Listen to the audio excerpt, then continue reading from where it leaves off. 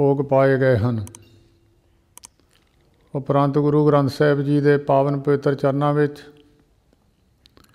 ਪੂਰਨਮਾਸੀ ਦੇ ਦਿਹਾੜੇ ਨੂੰ ਮੁੱਖ ਰੱਖ ਕੇ ਅਰਦਾਸ ਬੇਨਤੀ ਹੋਈ ਹੈ। ਅਰਦਾਸ ਬੇਨਤੀ ਤਾਂ ਵੈਸੇ ਸਮੂਹ ਸੰਗਤ ਵੱਲੋਂ ਹੁੰਦੀ ਹੈ। ਸਹਿਜ ਪਾਠ ਦੀ ਸੇਵਾ ਕੋਈ ਵੀ ਗੁਰਮੁਖ ਪਿਆਰਾ ਕਰ ਸਕਦਾ ਹੈ। ਇਹ ਕੋਈ ਕਿਸੇ ਦਾ ਸੁਖਣਾ ਦਾ ਪਾਠ ਨਹੀਂ ਹੁੰਦਾ, ਇਹ ਤਾਂ ਵੈਸੇ ਹੀ ਪੂਰਨਮਾਸ਼ੀ ਦੇ ਪਵਿੱਤਰ ਦਿਹਾੜੇ ਨੂੰ ਮੁੱਖ ਰੱਖ ਕੇ ਕੀਤਾ ਜਾਂਦਾ ਹੈ। ਸੋ ਜਿਨ੍ਹਾਂ ਗੁਰਮੁਖਾਂ ਨੇ ਕੋਈ ਕਿਸੇ ਢੰਗ ਨਾਲ ਸੇਵਾ ਕਰਦਾ ਹੈ, ਕੋਈ ਕਿਸੇ ਭਾਵਨਾ ਦੇ ਅਨੁਸਾਰ ਕੋਈ ਸੇਵਾ ਕਰਦਾ ਹੈ, ਕੋਈ ਗੁਰੂ ਦੀ ਬਾਣੀ ਪੜ੍ਹਦਾ ਹੈ, ਕੋਈ ਗੁਰੂ ਕੀ ਬਾਣੀ ਗੁਰਸਿੱਖਾਂ ਤੋਂ ਕਰਵਾਉਂਦਾ ਹੈ। ਵੱਖ-ਵੱਖ ਢੰਗ ਤਰੀਕਿਆਂ ਦੇ ਨਾਲ ਧਾਰਮਿਕ ਪੱਖ ਦੇ ਬਹੁਤ ਸਾਰੇ ਸੇਵਾ ਦੇ ਢੰਗ ਤਰੀਕੇ ਨੇ। ਉਹਨਾਂ ਵੱਖ-ਵੱਖ ਤਰੀਕਿਆਂ ਦੇ ਨਾਲ ਮਨੁੱਖ ਆਪਣੇ ਮਨੁੱਖ ਜਨਮ ਦਾ ਸਫਲਾ ਕਰਨ ਵਾਸਤੇ ਉਹ ਢੰਗ ਤਰੀਕੇ ਅਪਣਾਏ ਜਾਂਦੇ ਹਨ। ਬਹੁਤ ਸਾਰੇ ਢੰਗ ਤਰੀਕੇ ਗੁਰੂ ਗ੍ਰੰਥ ਸਾਹਿਬ ਜੀ ਦੇ ਵਿੱਚ ਮਨੁੱਖ ਨੂੰ ਸਮਝਾਉਣ ਵਾਸਤੇ ਦੱਸੇ ਹਨ। ਸੇਵਾ ਦਾ ਬੜਾ ਫਲ ਦੱਸਿਆ ਹੈ ਗੁਰੂ ਗ੍ਰੰਥ ਸਾਹਿਬ ਜੀ ਦੇ ਵਿੱਚ, ਔਰ ਸਿਮਰਨ ਕਰਨ ਦਾ, ਬੰਦਗੀ ਕਰਨ ਦਾ, ਗੁਰੂ ਦਾ ਜਸ ਕਰਨ ਦਾ ਫਲ ਗੁਰੂ ਗ੍ਰੰਥ ਸਾਹਿਬ ਜੀ ਦੇ ਅੰਦਰ ਹਰੇਕ ਤਰੀਕੇ ਨਾਲ ਜੀਵ ਨੂੰ ਪਾਰ ਕਰਨ ਵਾਸਤੇ, ਜੀਵਨ ਨੂੰ ਸਫਲਾ ਕਰਨ ਵਾਸਤੇ ਢੰਗ ਤਰੀਕੇ ਦੱਸੇ ਗਏ ਹਨ। ਇਹਨਾਂ ਵਿੱਚੋਂ ਮਨੁੱਖ ਨੂੰ ਜਿਹੜਾ ਵੀ ਚੰਗਾ ਲੱਗਦਾ ਹੋਵੇ, ਉਹ ਮਨੁੱਖ ਦੀ ਆਪਣੀ ਸੋਚ ਹੈ। ਜਿਸ ਤਰੀਕੇ ਨੂੰ ਉਹ ਅਪਣਾ ਸਕਦਾ ਹੋਵੇ, ਉਹ ਤਰੀਕੇ ਅਨੁਸਾਰ ਉਹ ਆਪਣੇ ਜੀਵਨ ਨੂੰ ਸਫਲਾ ਕਰ ਸਕਦਾ ਹੈ। ਬਹੁਤ ਸਾਰੇ ਗੁਰਮੁਖ ਪਰਮੇਸ਼ਰ ਦੀ ਬੰਦਗੀ ਕਰਕੇ ਗੁਰੂ ਘਰ ਦੇ ਵਿੱਚ ਪ੍ਰਵਾਨ ਗਿਣੇ ਗਏ ਹਨ। ਬਹੁਤ ਸਾਰੇ ਸੇਵਾ ਕਰਕੇ ਪ੍ਰਵਾਨ ਹੋਏ ਹਨ। ਬਹੁਤ ਸਾਰੇ ਮਹਾਂਪੁਰਸ਼ਾਂ ਦੇ ਚਰਨਾਂ ਦੇ ਵਿੱਚ ਹਾਜ਼ਰ ਹੋ ਕੇ ਉਹਨਾਂ ਦਾ ਹੁਕਮ ਮੰਨ ਕੇ ਪ੍ਰਵਾਨ ਹੋਏ ਹਨ। ਪ੍ਰਵਾਨਗੀ ਦੇ ਵੱਖਰੇ ਵੱਖਰੇ ਢੰਗ ਤਰੀਕੇ ਗੁਰੂ ਗ੍ਰੰਥ ਸਾਹਿਬ ਵਿੱਚ ਦਰਸਾਏ ਗਏ ਹਨ। ਨਾਮ ਜਪ ਕੇ ਪ੍ਰਵਾਨ ਹੋਣਾ ਬਹੁਤ ਮੁਸ਼ਕਿਲ ਗੱਲ ਹੈ। ਨਾਮ ਜਪਣਾ ਕੋਈ ਸੌਖੀ ਗੱਲ ਨਹੀਂ। ਜਿਹਦੇ ਵਿੱਚ ਸਰੀਰ ਦੀ ਸ਼ੁੱਧਤਾ ਹੀ ਰੱਖਣੀ ਪੈਂਦੀ ਹੈ, ਨਿਰਮਲਤਾ ਹੀ ਰੱਖਣੀ ਪੈਂਦੀ ਹੈ, ਔਰ ਮਹਾਂਪੁਰਖਾਂ ਦੇ ਦਰਸਾਏ ਮਾਰਗ ਦੇ ਅਨੁਸਾਰ ਉਹ ਮਹਾਂਪੁਰਸ਼ਾਂ ਤੋਂ ਸਿੱਖਿਆ ਲੈਣੀ ਪੈਂਦੀ ਹੈ। ਔਰ ਸੇਵਾ ਕਰਨੀ ਨਿਸ਼ਕਾਮ ਭਾਵਨਾ ਦੇ ਨਾਲ, ਕੋਈ ਅੰਦਰ ਭਾਵਨਾ ਨਾ ਹੋਵੇ, ਕੇਵਲ ਅਤੇ ਕੇਵਲ ਆਪਣੇ ਜੀਵਨ ਨੂੰ ਸਫਲਾ ਕਰਨ ਵਾਸਤੇ ਹੀ ਮਨ ਦੀ ਭਾਵਨਾ ਹੋਵੇ। ਗੁਰੂ ਪਿਆਰ ਦੇ ਵਿੱਚ ਹੀ ਸੇਵਾ ਕੀਤੀ ਜਾਵੇ, ਉਹ ਸੇਵਾ ਪ੍ਰਵਾਨ ਹੈ। ਅਗਰ ਸੇਵਾ ਕੋਈ ਕਾਮਨਾ ਰੱਖ ਕੇ ਮਨੁੱਖ ਕਰਦਾ ਹੈ ਤਾਂ ਕਾਮਨਾ ਪੂਰੀ ਹੋ ਜਾਂਦੀ ਹੈ। ਜੇ ਕਾਮਨਾ ਕੋਈ ਨਹੀਂ ਹੈ, ਮਨੁੱਖ ਵੈਸੇ ਹੀ ਪ੍ਰੇਮ ਵਿੱਚ ਹੀ ਸੇਵਾ ਕਰਦਾ ਹੈ, ਉਹਨੂੰ ਪਰਮੇਸ਼ਰ ਦੀ ਪ੍ਰਾਪਤੀ ਹੋ ਜਾਂਦੀ ਹੈ। ਇਹ ਮਨੁੱਖ ਦੀ ਆਪਣੀ ਸੋਚ ਹੈ। ਬਹੁਤ ਸਾਰੇ ਦੁਨੀਆ ਵਿੱਚ ਲੋਕ, ਕੋਈ ਗੁਰੂ ਘਰ ਵਿੱਚ ਸੁਖਣਾ ਸੁਖਦਾ ਹੈ, ਮੈਂ 40 ਦਿਨ ਸੇਵਾ ਕਰਾਂਗਾ। ਠੀਕ ਹੈ, ਉਹ ਵੀ ਸੇਵਾ ਕਰਨੀ ਪ੍ਰਵਾਨ ਹੈ। ਉਹ ਗੁਰੂ ਦੇ ਨਾਲ ਚਰਨਾਂ ਵਿੱਚ ਮੁੱਖ ਰੱਖ ਕੇ, ਕਿਸੇ ਕਾਰਨ ਨੂੰ ਮੁੱਖ ਰੱਖ ਕੇ ਸੇਵਾ ਕੀਤੀ ਜਾਂਦੀ ਹੈ। ਉਹਦੇ ਵਿੱਚ ਜੋ ਅਸਲ ਤੱਤ ਹੈ, ਜੋ ਜੀਵਨ ਸਫਲ ਕਰਨ ਵਾਲਾ ਪੱਖ ਹੈ, ਉਹ ਨਹੀਂ ਪ੍ਰਾਪਤ ਹੁੰਦਾ। ਕੇਵਲ ਸੰਸਾਰੀ ਪੱਖ, ਆਪਣੇ ਸਰੀਰ ਦੇ ਸੁੱਖਾਂ ਤੱਕ ਜੋ ਪੱਖ ਰਹਿੰਦੇ ਹਨ ਮਨੁੱਖ ਦੀ, ਉਹ ਆਪਣੀ ਉੱਥੇ ਤੱਕ ਸੋਚ ਰਹਿੰਦੀ ਹੈ। ਬਹੁਤ ਸਾਰੇ ਐਸੇ ਪੁਰਖ ਜਿਨ੍ਹਾਂ ਦੇ ਵੱਡੇ ਭਾਗ ਸਨ, ਜਿਨ੍ਹਾਂ ਦੇ ਪਿੱਛੇ ਮਸਤਕ ਵਿੱਚ, ਮੱਥੇ ਵਿੱਚ ਲਿਖਿਆ ਸੀ, ਉਹਨਾਂ ਨੂੰ ਮਹਾਨ ਪੁਰਖਾਂ ਦੀ ਸੰਗਤ ਹੋਈ ਹੈ। ਮਹਾਂਪੁਰਖਾਂ ਦੀ ਸੰਗਤ ਦਾ ਲਾਭ, ਇੱਕ ਤਾਂ ਉਹਨਾਂ ਦੇ ਦਰਸ਼ਨਾਂ ਦਾ ਲਾਭ ਹੁੰਦਾ ਹੈ, ਦੂਸਰਾ ਉਹਨਾਂ ਦਾ ਬਚਨ ਮੰਨ ਕੇ अगर मनुख कोई उस वचन ते सारा जीवन निभा देवे, ये भी एक बहुत सौखा तरीका है। कहे नानक के शरीर प्रवान होआ, जिन सतगुर से चित लाया। बड़े बड़े महात्मा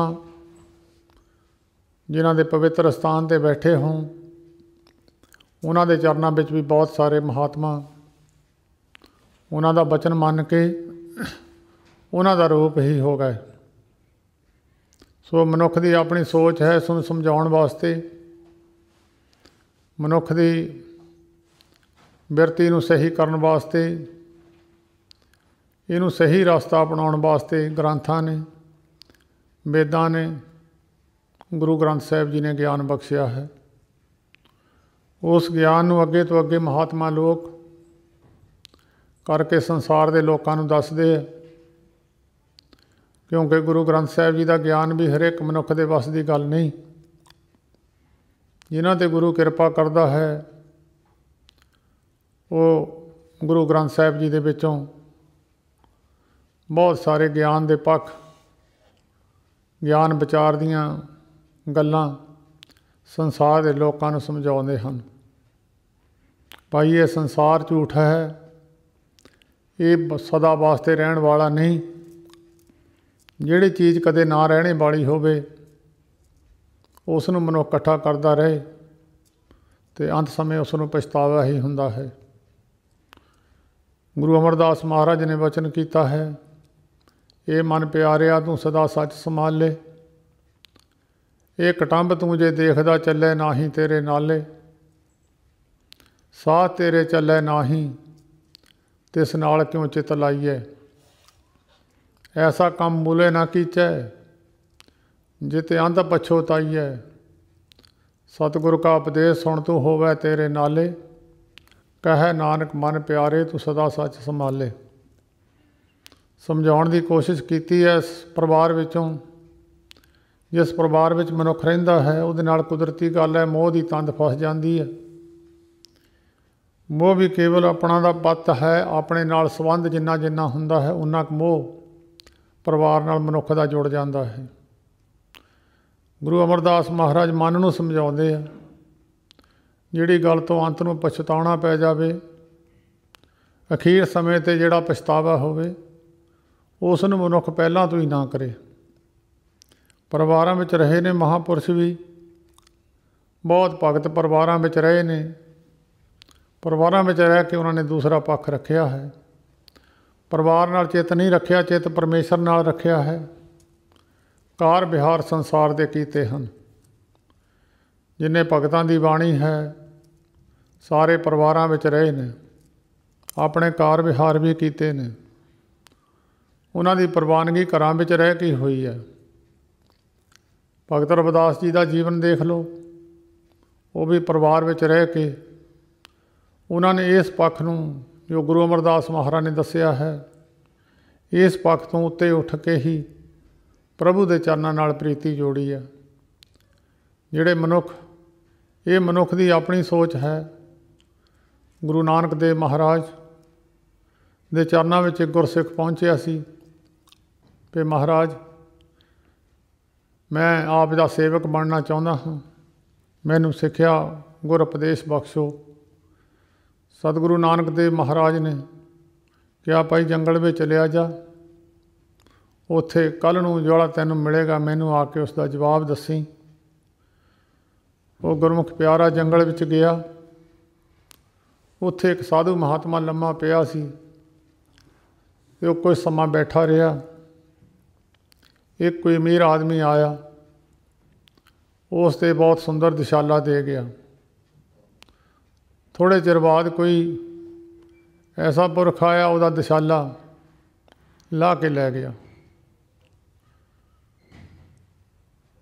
वो साधु ने ना तो चढ़ा के जाण वाले नूं कोई चंगा कहा, सिफत उहदी सिफत सलाह उहनूं आशीर्वाद दिता, ना कोई लैके जाण वाले नूं उहने कोई माड़ा लफ्ज कहा। अगे चलिया गया, जब वापस आया रस्ते विच रात पै गई, थोड़ी बरखा भी हुई, बरखा नाल ठंड भी हुई। उस दरख्त के उत्ते एक कबूतरां दा जोड़ा रहिंदा सी। कबूतर ने आपस में दोनों ने सलाह की कि साडे घर दे विच अतिथि आया है, ये भुखा होवेगा, इहदी सेवा करनी बनदा साडा फर्ज है। उस वेले कबूतर गया, क्योंकि बरखा हुई सी। दूरों जाके किते अग दा एक लगी हुई डाली चक के लैके आया, दरख्त के जिथे थल्ले वो बैठा सी उत्थे लिया के सिट दिता। उपरों जिहड़ा उन्हें अपना आलना पाया होया सी, उन्हें आलना थल्ले सिट दिता। उन्हें अग बाली ते अपने शरीर नूं सुख अनुभव किया। उहदे तो बाद कबूतरी जिहड़ी सी वो अग विच डिग गई तो उसने उन्होंने भुन के खाधा। थोड़े समय बाद कबूतर भी आके अग विच डिगया तो उत्थे आके वो तो बाद जिसले वो आया उसने दसिया, महाराज मैं इस तरह जाके यह कौतक देखिया है। साहिब गुरु नानक देव महाराज कहन लगे, जे तो साधु महात्मा वाला पक्ष लेना है तो वह जिदा साधु महात्मा दशाला चाढ़न वाले नूं ਉਹਦੀ महिमा नहीं की, ਉਹਦੀ ਉਸਤਤ नहीं की, वडियाई नहीं की, तो ला के लै गया, उन्होंने मंदा नहीं किया। जे गृहस्थी बनना है उस कबूतर कबूतरी की तरह घर आए अतिथि की सेवा करनी। आए मनुख नूं कोई भुखा थिया ना जावे, ये गृहस्थी की पहचान है। आए साधु महात्मा की सेवा करनी, कोई घर दे विच आ गया उसनूं भुखा नहीं रहन देना। ये मनुख की अपनी सोच है, मनुख ने किहड़ा पासा अख्तियार करना है। कई महात्मा घरां दे विच ही रह के जिस तरह मरगाबी पानी में चुब्भी मारदी है, उहदे खंभां नूं पानी स्पर्श नहीं करता। इस तरह कई महात्मा संसार में रह के परिवारां तो वखरे रहे हैं। जिहदा प्रमाण गुरु अर्जन देव महाराज कहंदे, ब्रह्म ज्ञानी सदा निर्लेप, जैसे जल में कमल अलेप। कमल का फुल है वो रहिंदा पानी विच है, पर जिन्ना पानी वधदा चले जांदा कमल का फुल उन्ना ही उच्चा उठ जांदा, उन्होंने चिक्कड़ स्पर्श नहीं करता। चिक्कड़ दे विच वो फुल लिबड़दा नहीं है। इस तरह ब्रह्म अवस्था जिहड़े महात्मा लोग बंदगीवान लोग हुंदे आ, वो जिथे मर्जी चले जाण, वो उन्हां दे चिक्कड़ संसार का जिहड़ा है मैल है, संसार के लोगों की विषय प्रकारां की मैल है, उन्हां महात्मा नूं नहीं लगदी। महात्मा तो जिहड़े उन्हां दा दर्शन करते उन्हां दी मैल उतर जाती है। ब्रह्म ज्ञानी दे दर्शन दे नाल करोड़ां पाप मनुखां दे उतर जाते हैं। ब्रह्म ज्ञानी का दर्श बड़भागी पाइए, बहुत वड्डे भागां नाल महापुरखां दे दर्शन हुंदे। उन्हां दे दर्शनां दा लाभ भी मनुख नूं चाहे इस दा ज्ञान होवे जां ना होवे। योग विशिष्ट दे विच राम जी महाराज उपदेश करते हैं, कहंदे भाई जिस तरह सूरज की धुप विच बह जाइए, कई तत्त ऐसे हैं जिहड़े साइंसदानां नूं भी नहीं पता कि वो सूरज के विचों तत्त मनुख की इच्छा ना भी होवे तां भी प्राप्त हो जाते हैं। कई तुसीं देखो जिहड़े मनुख धुप विच नहीं जाते उन्हां में डी विटामिन की घाट आ जाती है। बाहरले मुल्कां विच इंग्लैंड अमरीका जिहड़े लोग धुप विच काम नहीं करते, गड्डी विचों निकल के अंदर दफ्तर विच बह जाते हैं जां फैक्ट्रियां विच लग जाते, जिन्हां दे शरीरां नूं धुप नहीं लगती उन्हां दे शरीर चिट्टा जिहा चिट्टे चिट्टे मास हो जाता। जिहड़ा असली रूप है मनुख का धुप विच वो नहीं रहिंदा। इस करके सूरज दे विच जाके बिना इच्छा तो मनुख नूं कई तत्त ऐसे मिल जाते हैं जिहड़ी मनुख की इच्छा तो नहीं हुंदी पर अपने आप ही मिल जाते। इस तरह राम जी महाराज लिखते कि जिहड़े महात्मा की संगत में जाते हैं, महापुरुषों की संगत में जाते हैं, जिदा सूरज दीयां किरणां हरेक ते असर करदियां हन, महात्मा का दर्शन हरेक ते असर करता है। चाहे पापी होवे, चाहे किड्डा भी पापी होवे, ਉਹਦੇ 'ਤੇ ਵੀ ਉਹ ਕਿਰਨਾਂ ਅਸਰ ਕਰਦੀਆਂ। ਸੂਰਜ ਨੇ ਕਦੀ ਇਹ ਫਰਕ ਨਹੀਂ ਕੀਤਾ ਵੀ ਮੈਂ ਗੰਦਗੀ ਦੇ ਉੱਤੇ ਧੁੱਪ ਨਹੀਂ ਪਾਉਣੀ, ਇਹ ਗੰਦਾ ਹੈ, ਇਹਦੇ ਵਿੱਚੋਂ ਸਮੈਲ ਆਉਂਦੀ ਆ, ਮਾੜੀ ਆਉਂਦੀ ਹੈ।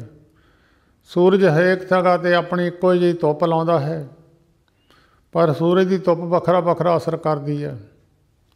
ਗੰਦਗੀ 'ਤੇ ਪੈ ਜਾਂਦੀ ਹੈ, ਨਾਲੀਆਂ 'ਤੇ ਪੈਂਦੀ ਹੈ, ਖੇਤਾਂ ਵਿੱਚ ਪੈਂਦੀ ਹੈ, ਫਸਲਾਂ ਦੇ ਵਿੱਚ ਰਸ ਭਰ ਜਾਂਦਾ। ਫਸਲਾਂ ਦੇ ਵਿੱਚ ਕਈ ਆਪਾਂ ਗੰਨਾ ਹੈ ਮਿੱਠਾ ਹੁੰਦਾ, ਧੁੱਪ ਦੇ ਨਾਲ ਹੀ ਹੁੰਦਾ। ਜਿਹੜੀ ਮਿਰਚ ਹੈ ਉਹ ਵੀ ਧੁੱਪ ਦੇ ਨਾਲ ਹੀ ਉਸਨੂੰ ਚੀਜ਼ ਪ੍ਰਾਪਤ ਹੁੰਦੀ ਹੈ। ਬਾਕੀ ਜੇ ਫਸਲਾਂ ਨੂੰ ਦਾਣੇ ਲੱਗਦੇ ਆ ਜਾਂ ਅੰਨ ਪੈਦਾ ਹੁੰਦਾ, ਇਹ ਧੁੱਪ ਦੇ ਨਾਲ ਪੈਦਾ ਹੁੰਦਾ। ਜੇ ਧੁੱਪ ਨਾ ਲੱਗੇ ਇਹ ਕੋਈ ਵੀ ਰਸ ਉਹਦੇ ਵਿੱਚੋਂ ਮਿਲਦਾ ਨਹੀਂ ਹੈ। ਤੁਸੀਂ ਛਾਂ ਦੇ ਵਿੱਚ ਬੂਟਾ ਬੀਜਦੇ ਹੋ, ਕਦੀ ਨਹੀਂ ਹੁੰਦਾ। ਇਸ ਤਰ੍ਹਾਂ ਧੁੱਪ ਦੇ ਵਿੱਚੋਂ ਕਈ ਚੀਜ਼ਾਂ ਪ੍ਰਾਪਤ ਮਨੁੱਖ ਨੂੰ ਹੁੰਦੀਆਂ। ਮਹਾਤਮਾ ਲੋਕਾਂ ਦੇ ਦਰਸ਼ਨ ਕਰਕੇ ਉਹਨਾਂ ਪੁਰਸ਼ਾਂ ਦੀ ਸੰਗਤ ਵਿੱਚੋਂ ਉਹਨਾਂ ਦੇ ਨਾਲ ਰਹਿਣ ਦਾ ਹੀ ਬੜਾ ਲਾਭ ਹੋ ਜਾਂਦਾ। ਚੰਦਨ ਦੇ ਨੇੜੇ ਰਹਿਣ ਵਾਲੇ ਬੂਟਿਆਂ ਵਿੱਚ ਸੁਗੰਧੀ ਆ ਜਾਂਦੀ ਹੈ। ਇਸੇ ਤਰ੍ਹਾਂ ਮਹਾਂਪੁਰਸ਼ਾਂ ਦੇ ਨਾਲ ਕਬੀਰ ਚੰਦਨ ਕਾ ਬਿਰਬਾ ਭਲਾ, ਬੇੜਿਓ ਟਾਕ ਪਲਾਸ, ਓਏ ਵੀ ਚੰਦਨ ਹੋਏ ਰਹੇ ਬਸੇ ਜੋ ਚੰਦਨ ਪਾਸ। ਜਿਹੜੇ ਨੇੜੇ ਟਾਹਲੀਆਂ, ਡੇਕਾਂ ਵਗੈਰਾ ਤੂਤ, ਇਹਨਾਂ ਬ੍ਰਿਛਾਂ ਵਿੱਚੋਂ ਵੀ ਚੰਦਨ ਦੇ ਨੇੜੇ ਰਹਿਣ ਕਰਕੇ ਸੁਗੰਧੀ ਆਉਣ ਲੱਗ ਜਾਂਦੀ ਹੈ। ਨਾਮ ਜਪਣ ਵਾਲੇ ਮਹਾਂਪੁਰਖਾਂ ਦੇ ਨੇੜੇ ਰਹਿਣ ਨਾਲ ਉਹਨਾਂ ਵਿੱਚੋਂ ਵੀ ਉਹ ਸੁਗੰਧੀ ਆਉਣ ਲੱਗ ਜਾਂਦੀ। ਉਹਨਾਂ ਦੀ ਪੂਜਾ ਜਿੱਦਾਂ ਜਿਹੜੇ ਦਰਖਤ ਕੁਆਂਟਲਾਂ ਦੇ ਭਾਅ ਵਿਕਦੇ ਆ, ਚੰਦਨ ਦੇ ਨੇੜੇ ਰਹਿਣ ਨਾਲ ਉਹ ਵੀ ਛੋਟੀਆਂ ਛੋਟੀਆਂ ਤੱਕੜੀਆਂ ਵਿੱਚ ਗ੍ਰਾਮਾਂ ਦੇ ਹਿਸਾਬ ਵਿਕਣ ਲੱਗ ਜਾਂਦੇ ਆ। ਕਬੀਰ ਸਾਹਿਬ ਨੇ ਇਹਦਾ ਪ੍ਰਮਾਣ ਦਿੱਤਾ ਹੈ। ਕਬੀਰ ਪਾਰ ਸਰ ਚੰਦਨ ਹੈ, ਤਿੰਨ ਹੈ ਏਕ ਸੁਗੰਧ, ਮਿਲਤੇ ਉਤਮ ਪੈ ਲੋ ਕਾਠ ਨਿਰਗੰਧ। ਅਜਾ ਮੰਨ ਲਓ ਮਹਾਂਪੁਰਸ਼ਾਂ ਦੇ ਦਰਸ਼ਨ ਹੋਏ, ਇੱਕੋ ਹੀ ਬਚਨ ਕੀਤਾ ਜਿਹਨੂੰ ਸਾਰਾ ਸ਼ਹਿਰ ਜਾਣਦਾ ਸੀ, ਇਹ ਬੰਦਾ ਚੰਗਾ ਨਹੀਂ ਹੈ, ਪਾਪੀ ਹੈ, ਉਹਨੂੰ ਅੱਜ ਸਾਰੀ ਦੁਨੀਆ ਜਾਣਦੀ ਹੈ। ਅਜਾ ਮਲ ਪਾਪੀ ਜਗ ਜਾਣੇ, ਨਿਮਕ ਮਾਹੇ ਨਸਤਾਰਾ। ਗਨਕਾ ਦਾ ਪ੍ਰਮਾਣ ਭਾਈ ਗੁਰਦਾਸ ਜੀ ਨੇ ਆਪਣੀ ਪਵਿੱਤਰ ਬਾਣੀ ਵਿੱਚ ਲਿਖਿਆ ਹੈ। ਗਨਕਾ ਪਾਪਣ ਹੋਏ ਕਿ ਪਾਪਾਂ ਦਾ ਗਲਹਾਰ ਪਰੋਤਾ, ਮਹਾਂਪੁਰਖ ਅਚਾਨਚਕ ਗਨਕਾ ਬਾੜੇ ਆਏ ਖਲੋਤਾ। ਕੁਦਰਤੀ ਸਹਿਜ ਸੁਭਾਈ ਮਹਾਂਪੁਰਖ ਉਹ ਗਨਕਾ ਦੇ ਚਲੇ ਗਏ। ਗਨਕਾ ਨੇ ਜਦੋਂ ਮਹਾਂਪੁਰਸ਼ ਪਹੁੰਚੇ, ਮੀਂਹ ਲੱਗਾ ਹੋਇਆ ਸੀ। ਮਹਾਂਪੁਰਸ਼ਾਂ ਤਾਂ ਇਸ ਗੱਲ ਦਾ ਗਿਆਨ ਨਹੀਂ ਸੀ। ਰਾਤ ਕੱਟਣ ਵਾਸਤੇ, ਮੀਂਹ ਤੋਂ ਬਚਣ ਵਾਸਤੇ ਮਹਾਂਪੁਰਸ਼ਾਂ ਨੇ ਦਰਵਾਜ਼ਾ ਖੜਕਾਇਆ। ਜਦ ਦੇਖਿਆ ਉਹਦੇ ਹਾਵ ਭਾਵ, ਉਹਦਾ ਚਿਹਨ ਚੱਕਰ ਦੇਖਿਆ, ਮਹਾਤਮਾ ਨੇ ਕਿਹਾ ਗਲਤ ਜਗ੍ਹਾ 'ਤੇ ਆ ਗਏ ਹਾਂ। ਫਿਰ ਵੀ ਮਹਾਤਮਾ ਦਾ ਸੁਭਾਅ ਹੈ, ਉਹ ਕਿਰਨਾ ਨਹੀਂ ਕਰਦੇ ਜਿਸ ਤਰ੍ਹਾਂ ਡਾਕਟਰ ਹੈ। ਡਾਕਟਰ ਤੁਹਾਡੇ ਜ਼ਖਮ ਹੋਇਆ ਹੋਵੇ, ਫੋੜਾ ਹੋਇਆ ਹੋਵੇ, ਮਨੁੱਖ ਨੂੰ ਆਪਣੇ ਜ਼ਖਮ ਤੋਂ ਕਿਰਨਾ ਆ ਜਾਂਦੀ ਹੈ, ਪਰ ਡਾਕਟਰ ਤੁਹਾਡੇ ਜ਼ਖਮ ਤੋਂ, ਫੋੜੇ ਤੋਂ ਕਿਰਨਾ ਨਹੀਂ ਕਰਦਾ, ਉਹਦਾ ਇਲਾਜ ਕਰ ਦਿੰਦਾ। ਇਸੇ ਤਰ੍ਹਾਂ ਮਹਾਤਮਾ ਲੋਕ ਇਹਨਾਂ ਲੋਕਾਂ ਤੋਂ ਕਿਰਨਾ ਨਹੀਂ ਕਰਦੇ। ਉਹ ਦੇਖਦੇ ਆ ਭੁੱਲੇ ਹੋਏ ਆ, ਇਹਨਾਂ ਨੂੰ ਸਮਝਾਉਣਾ ਪਵੇਗਾ। ਗਲਤ ਰਸਤਾ ਅਖਤਿਆਰ ਕਰ ਗਏ, ਉਹਦੇ ਕਰਕੇ ਇਹ ਪਿਛਲਾ ਫਲ ਭੋਗ ਰਹੇ ਆ, ਗਾਹਾਂ ਵਾਸਤੇ ਵੀ ਮਾੜਾ ਬੀਜ ਰਹੇ ਆ। ਉਹਨਾਂ ਦੇ ਦਰਸ਼ਨਾਂ ਦਾ ਮਹਾਂਪੁਰਸ਼ ਚਲੇ ਗਏ। ਜਿਸ ਤਰ੍ਹਾਂ ਪਾਰਸ ਨੇ ਕਦੀ ਫਰਕ ਨਹੀਂ ਕੀਤਾ। ਪਾਰਸ ਦੇ ਨਾਲ ਗੋਹੇ ਵਿੱਚ ਕਹੀ ਫਿਰਦੀ ਹੋਵੇ, ਘੁੰਮਦੀ ਹੋਵੇ, ਪਾਰਸ ਦੇ ਨਾਲ ਛੋ ਜਾਵੇ, ਲੋਹਾ ਸੋਨੇ ਦਾ ਰੂਪ ਧਾਰਨ ਕਰ ਜਾਂਦਾ। ਕਦੀ ਮਹਾਂਪੁਰਸ਼ ਨੇ ਇਹ ਵੀ ਨਹੀਂ, ਪਾਰਸ ਨੇ ਫਰਕ ਨਹੀਂ ਕੀਤਾ ਕਿ ਇਹ ਗੜਬਾ ਮਹਾਂਪੁਰਸ਼ ਦੇ ਹੱਥ ਵਿੱਚ ਫੜਿਆ ਹੋਇਆ ਸੀ, ਇਹਨੂੰ ਮੈਂ ਸੋਨਾ ਕਰਨਾ, ਇਹ ਪਵਿੱਤਰ ਹੈ, ਇਹਨੂੰ ਸੋਨਾ ਕਰਨਾ। ਪਾਰਸ ਨੇ ਫਰਕ ਨਹੀਂ ਕੀਤਾ, ਕਹੀ ਗੰਦਗੀ 'ਚੋਂ ਆਈ ਆ, ਉਹਨੂੰ ਵੀ ਸੋਨਾ ਕਰ ਦਿੱਤਾ। ਇਸ ਤਰ੍ਹਾਂ ਮਹਾਤਮਾ ਲੋਕ ਇਸ ਗੱਲ ਦਾ ਫਰਕ ਨਹੀਂ ਕਰਦੇ ਵੀ ਇਹ ਮਨੁੱਖ ਬਹੁਤ ਪਾਪਾਂ ਦੇ ਵਿੱਚ ਫਸਿਆ ਹੋਇਆ, ਉਹਨੂੰ ਕੱਢਣ ਦੀ ਕੋਸ਼ਿਸ਼ ਕਰਦੇ ਆ। ਜਦੋਂ ਮਹਾਂਪੁਰਖਾਂ ਨੇ ਉਹਦਾ ਰੰਗ ਢੰਗ ਦੇਖਿਆ ਤਾਂ ਉਹਨਾਂ ਨੇ ਕਿਹਾ ਵੀ ਗਲਤ ਜਗ੍ਹਾ 'ਤੇ ਆ ਗਏ। ਫਿਰ ਉਹਦਾ ਵੀ ਕੋਈ ਕਰਮ ਚੰਗਾ ਸੀ, ਉਹਨੇ ਮਹਾਤਮਾ ਦੀ ਸੇਵਾ ਕੀਤੀ, ਕਿਉਂਕਿ ਪਹਿਲੀ ਵਾਰ ਮਹਾਤਮਾ ਉਹਦੇ ਘਰ ਗਏ ਆ। ਜਿਨ੍ਹਾਂ ਜਗ੍ਹਾ 'ਤੇ ਮਹਾਤਮਾ ਉੱਧਰ ਨੂੰ ਮੂੰਹ ਵੀ ਨਹੀਂ ਕਰਦੇ, ਅੱਜ ਕੁਦਰਤੀ ਮਹਾਤਮਾ ਉੱਥੇ ਪਹੁੰਚ ਗਏ। ਤਾਂ ਉੱਥੇ ਫਿਰ ਜਦੋਂ ਸਵੇਰ ਨੂੰ ਮਹਾਤਮਾ ਜਾਣ ਲੱਗੇ, ਉਸ ਗਨਕਾ ਨੇ ਮਹਾਂਪੁਰਸ਼ਾਂ ਦੇ ਚਰਨਾਂ 'ਚ ਬੇਨਤੀ ਕੀਤੀ, ਮਹਾਰਾਜ ਮੇਰੇ ਭਲੇ ਵਾਸਤੇ ਵੀ ਕੋਈ ਕਰਮ ਦੱਸ ਜਾਓ। ਉਹ ਕਹਿਣ ਲੱਗੇ, ਬੀਬਾ ਅਸੀਂ ਤਾਂ ਤੀਰਥਾਂ ਦੀ ਯਾਤਰਾ 'ਤੇ ਜਾ ਰਹੇ ਹਾਂ। ਦੁਰਮਤ ਦੇਖ ਦਿਹਾਲ ਹੋਏ ਹੱਥੋਂ ਉਸਨੇ ਦਿੱਤੋ ਤੋਤਾ। ਮਹਾਂਪੁਰਸ਼ਾਂ ਕੋਲ ਇੱਕ ਪਿੰਜਰਾ, ਤੋਤੇ ਦਾ ਪਿੰਜਰਾ ਸੀ, ਪਿੰਜਰਾ ਵਿੱਚ ਤੋਤਾ ਫੜਿਆ ਹੋਇਆ ਸੀ। ਉਹ ਕਹਿਣ ਲੱਗੇ, ਬੀਬਾ ਅਸੀਂ ਕਿਤੇ ਤੀਰਥਾਂ 'ਤੇ ਜਾਣਾ, ਇਹ ਸਾਨੂੰ ਵਿਘਨ ਦਾ ਕਾਰਨ ਬਣ ਜਾਂਦਾ, ਤੋਤਾ ਰੱਖ ਲਾ, ਫਿਰ ਤੇਰੇ ਤੋਂ ਆ ਕੇ ਅਸੀਂ ਲੈ ਜਾਵਾਂਗੇ। ਪਰ ਇੱਕ ਗੱਲ ਰੱਖੀ, ਇਹਨੂੰ ਸਵੇਰ ਨੂੰ 2 ਘੰਟੇ ਅਸੀਂ ਰਾਮ ਰਾਮ ਦਾ ਜਾਪ ਕਰਾਉਨੇ, ਜਦੋਂ ਤੂੰ ਬੋਲੇਂਗੀ ਤੋਤਾ ਤੇਰੇ ਮਗਰ ਮਗਰ ਬੋਲੇਗਾ, ਇਹਨੂੰ ਜਾਪ ਕਰਾਉਂਦੀ ਰਹੀ, ਇਹ ਚੇਤਾ ਰੱਖੀ, ਮੁੜ ਕੇ ਆ ਕੇ ਅਸੀਂ ਲੈ ਜਾਵਾਂ, ਦੇਖੀ ਚੇਤਾ ਨਾ ਇਹਨੂੰ ਭੁਲਾ ਦੀ। ਉਸਨੇ ਫਿਰ ਮਹਾਂਪੁਰਸ਼ਾਂ ਦੇ ਜਾਣ ਤੋਂ ਬਾਅਦ ਆਪਣਾ ਨਿਤਨੇਮ ਬਣਾ ਲਿਆ, ਸਵੇਰ ਨੂੰ ਇਸ਼ਨਾਨ ਕਰਕੇ ਤੋਤੇ ਨੂੰ ਰਾਮ ਰਾਮ ਦਾ ਜਾਪ ਕਰਾਉਣਾ। ਲਿਵ ਲੱਗੀ ਉਸ ਤੋਤਿਓਂ ਨਾ ਅਸੋਤ ਹੋਤਾ, ਉਸ ਤੋਤੇ ਨੂੰ ਹਰ ਰੋਜ਼ ਰਾਮ ਰਾਮ ਦਾ ਨਾਮ ਕਰਾਉਂਦੀ, ਉਸ ਦੀ ਲਿਵ ਜੁੜ ਗਈ। ਇੱਕ ਦਿਨ ਕੁਦਰਤੀ ਸੱਪ ਉਸ ਪਿੰਜਰੇ ਵਿੱਚ ਵੜ ਗਿਆ, ਤੋਤੇ ਨੂੰ ਡੰਗ ਮਾਰਿਆ, ਤੋਤਾ ਮਰ ਗਿਆ ਅਤੇ ਤੋਤੇ ਦੇ ਪਿੰਜਰੇ ਵਿੱਚ ਹੀ ਬੈਠਾ ਰਿਹਾ। ਸਵੇਰ ਨੂੰ ਹਨੇਰੇ ਵਿੱਚ ਤੜਕੇ ਉੱਠ ਕੇ ਬੇਸਬਾ ਨੇ ਉਸ ਤੋਤੇ ਨੂੰ ਆਵਾਜ਼ ਮਾਰੀ, ਗੰਗਾ ਰਾਮ। ਉਹ ਨਾ ਬੋਲਿਆ। ਉਹਨੇ ਕਿਹਾ ਸ਼ਾਇਦ ਤੋਤਾ ਸੁੱਤਾ ਨਾ ਹੋਵੇ। ਉਹਨੇ ਖਿੜਕੀ ਖੋਲ੍ਹ ਕੇ ਵੀ ਹੱਥ ਮਾਰਿਆ ਅਤੇ ਉੱਥੇ ਸੱਪ ਬੈਠਾ ਸੀ। ਉਹ ਕਹਿੰਦੀ ਰਾਮ ਰਾਮ। ਸੱਪ ਨੇ ਡੰਗ ਮਾਰਿਆ। ਕਈ ਸੱਪਾਂ ਦੀਆਂ ਕਿਸਮਾਂ ਐਸੀਆਂ, ਬੰਦਾ ਪਾਣੀ ਵੀ ਨਹੀਂ ਮੰਗਦਾ। ਰਾਮ ਰਾਮ ਕਹਿੰਦਿਆਂ ਹੀ ਉਹਦੇ ਡੰਗ ਲੱਗਿਆ, ਉਹਦੇ ਪ੍ਰਾਣ ਨਿਕਲ ਗਏ। ਇਹਦਾ ਜ਼ਿਕਰ ਗੁਰੂ ਗ੍ਰੰਥ ਸਾਹਿਬ ਵਿੱਚ ਲਿਖਿਆ, ਅੰਤ ਕਾਲ ਨਾਰਾਇਣ ਸਿਮਰੈ, ਐਸੀ ਚਿੰਤਾ ਮੈਂ ਜੇ ਮਰੈ, ਬਦਤ ਤਰਲੋਚਨ ਤੇ ਨਰ ਮੁਕਤਾ, ਪੀਤੰਬਰ ਵਾਂ ਕਹਿ ਹਿਰਦੇ ਬਸੈ। ਆਜਾ ਮਲਕ ਅੰਤ ਕਾਲ ਨਾਰਾਇਣ ਸੁਧ ਆਈ, ਜੇ ਗਤ ਕੋ ਜੋਗੀ ਸਰਵਾਂਸ਼ ਸੋ ਗਤ ਛਿਨ ਮੈਂ ਪਾਈ। ਜਿਹੜੀ ਗਤੀ ਨੂੰ ਬੜੇ ਬੜੇ ਜੋਗੀ ਜਾਨੀ ਪ੍ਰਾਪਤ ਕਰ ਸਕੇ, ਅਜਾਮਲ ਨੇ ਅੰਤ ਸਮੇਂ 'ਤੇ ਨਾਰਾਇਣ ਦਾ ਨਾਮ, ਭਾਵੇਂ ਉਹਨੇ ਤਾਂ ਆਪਣੇ ਪੁੱਤਰ ਨੂੰ ਬਾਜ਼ ਮਾਰੀ ਸੀ, ਪਰ ਨਿਰੰਕਾਰ ਦਾ ਨਾਮ ਵੀ ਨਾਰਾਇਣ ਸੀ। ਪੁੱਤਰ ਹੇਤ ਨਾਰਾਇਣ ਕਹਿਓ, ਜਮ ਕੰਕਰ ਮਾਰ ਬਦਾਰੇ। ਪਰਮੇਸ਼ਰ ਨਾਲ ਪ੍ਰੇਮ ਤਾਂ ਨਹੀਂ ਸੀ, ਉਹਨੇ ਆਪਣੇ ਮੁੰਡੇ ਨੂੰ ਬਾਜ਼ ਮਾਰੀ, ਪਰ ਦੂਤਾਂ ਨੇ ਆ ਕੇ ਯਮਦੂਤਾਂ ਤੋਂ ਅਜਾਮਲ ਨੂੰ ਛੁਡਾ ਦਿੱਤਾ। ਯਮਦੂਤ ਕਹਿਣ ਲੱਗੇ, ਭਾਈ ਇਹ ਤਾਂ ਸਾਰਾ ਜਨਮ ਜ਼ਿੰਦਗੀ ਪਾਪੇ ਕਰਦਾ ਰਿਹਾ, ਸਾਨੂੰ ਧਰਮਰਾਜ ਦਾ ਹੁਕਮ ਹੈ, ਉਹਨੂੰ ਲੈ ਕੇ ਆਓ। ਉਹ ਦੂਤ ਕਹਿਣ ਲੱਗੇ, ਭਾਈ ਇਹ ਅਨੰਤ ਸਮੇਂ ਪਰਮੇਸ਼ਰ ਦਾ ਨਾਮ ਲਿਆ, ਇਹਨੂੰ ਤੁਸੀਂ ਨਹੀਂ ਲਿਜਾ ਸਕਦੇ। ਜਿਹੜਾ ਅੰਤ ਵੇਲੇ ਪਰਮੇਸ਼ਰ ਨੂੰ ਸਿਮਰਦਾ ਹੈ, ਉਹ ਪਰਮੇਸ਼ਰ ਦੇ ਲੋਕ ਨੂੰ ਜਾਂਦਾ ਹੈ। ਉਹ ਕਹਿਣ ਲੱਗੇ, ਜੀ ਇਹ ਤਾਂ ਪਰਮੇਸ਼ਰ ਦਾ ਨਾਮ ਤਾਂ ਇਹਨੇ ਇੱਕੋ ਵਾਰੀ ਲਿਆ, ਅੱਗੇ ਤਾਂ ਕਦੀ ਪਰਮੇਸ਼ਰ ਦਾ ਨਾਮ ਲਿਆ ਨਹੀਂ। ਅੱਗੇ ਦੂਤਾਂ ਨੇ ਕਿਹਾ, ਭਾਈ ਲੱਕੜੀਆਂ ਦਾ ਢੇਰ ਲੱਗਿਆ ਹੋਵੇ, ਤੀਲ ਇੱਕੋ ਹੀ ਲਾਈ ਦੀ ਆ, ਉਹ ਸੜ ਕੇ ਸਵਾਹ ਹੋ ਜਾਂਦਾ। ਪਰਮੇਸ਼ਰ ਦਾ ਨਾਮ ਤਾਂ ਇੱਕੋ ਵਾਰੀ ਬਹੁਤ ਹੈ, ਇਹ ਕਰੋੜਾਂ ਪਾਪ ਖਤਮ ਕਰ ਦਿੰਦਾ। ਤਾਂ ਫਿਰ ਦੂਤਾਂ ਨੇ ਕਿਹਾ, ਜੀ ਬਾਕੀ ਦੁਨੀਆ ਬੜੇ ਲੋਕ ਜਪਦੇ ਆ, ਉਹ ਨਹੀਂ ਪਾਰ ਹੋਏ, ਉਹਨਾਂ ਦਾ ਵੀ ਪਾਰ ਉਤਾਰਾ ਹੋ ਜਾਣਾ ਸੀ। ਇਹਨੇ ਇੱਕੋ ਵਾਰੀ ਜਪਿਆ ਤਾਂ ਇਹ ਤੁਸੀਂ ਇਹਨੂੰ ਸੱਚਖੰਡ ਲੈ ਚੱਲੇ ਆ। ਉਹ ਕਹਿਣ ਲੱਗੇ, ਅੰਤ ਸਮੇਂ ਜਿਹੜਾ ਪਰਮੇਸ਼ਰ ਦਾ ਨਾਮ ਲਿਆ, ਪਿਛਲੇ ਪਾਪ ਇਹਦੇ ਖਤਮ ਹੋ ਗਏ, ਇਹਨੇ ਅੱਗੇ ਪਾਪ ਕਰਮ ਕੀਤਾ ਕੋਈ ਨਹੀਂ ਆ। ਬਾਕੀ ਲੋਕ ਨਾਮ ਜਪਦੇ, ਪਾਪ ਕਰਮ ਤਾਂ ਉਹਨਾਂ ਦੇ ਖਤਮ ਹੋ ਜਾਂਦੇ, ਮੁੜ ਕੇ ਫੇਰ ਪਾਪ ਕਰਮ ਕਰਨਾ ਸ਼ੁਰੂ ਕਰ ਦਿੰਦੇ ਆ। ਇਸ ਕਰਕੇ ਉਹ ਪਾਰ ਨਹੀਂ ਹੁੰਦੇ। ਇਹਨੇ ਹੁਣ ਮੋਹਰੇ ਕੋਈ ਕੀਤਾ ਨਹੀਂ, ਇੱਕ ਵਾਰ ਪਰਮੇਸ਼ਰ ਨੂੰ ਜਪਣ ਨਾਲ ਇਹਦੇ ਪਿਛਲੇ ਪਾਪ ਖਤਮ ਹੋ ਗਏ। ਇਸ ਕਰਕੇ ਜਿਹੜਾ ਮਨੁੱਖ ਪਾਪ ਕਰਮ ਕਰਦਾ ਹੈ, ਉਹ ਮਨੁੱਖ ਜਮ ਲੋਕ ਨੂੰ ਜਾਂਦਾ ਹੈ। ਜਿਹੜਾ ਮਨੁੱਖ ਜੀਭ ਨਾਲ ਝੂਠ ਸਪਰਸ਼ ਕਰਦਾ, ਜਿਹੜਾ ਝੂਠ ਹੈ ਇਹੀ ਪਾਪ ਕਰਮ ਹੈ।